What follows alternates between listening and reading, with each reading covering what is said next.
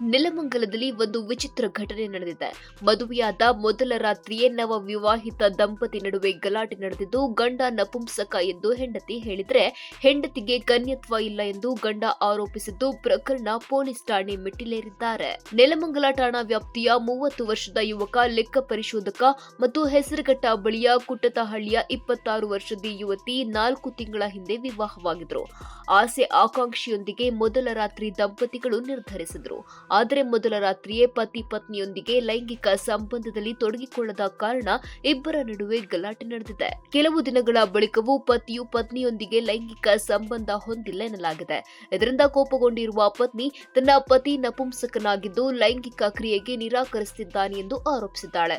ಇದರಿಂದ ಸಿಟ್ಟಾಗಿರುವ ಯುವಕ ಪತ್ನಿ ಕನ್ಯತ್ವವನ್ನ ಹೊಂದಿಲ್ಲ, ಮೊದಲೇ ಕನ್ಯತ್ವ ಕಳೆದುಕೊಂಡಿದ್ದಾಳೆ ಎಂದು ಆರೋಪಿಸಿದ್ದಾನೆ. ಈ ವಿಷಯಕ್ಕೆ ಎರಡು ಕುಟುಂಬದವರ ನಡುವೆ ಗಲಾಟೆ ನಡೆದಿದ್ದು, ಸತ್ಯ ಏನೆಂದು ತಿಳಿಯಲು ಯುವಕನಿಗೆ ಪುರುಷತ್ವ ಪರೀಕ್ಷೆ ಮತ್ತು ಯುವತಿಗೆ ಕನ್ಯತ್ವ ಪರೀಕ್ಷೆ ನಡೆಸಲು ನಿರ್ಧರಿಸಿದ್ದಾರೆ.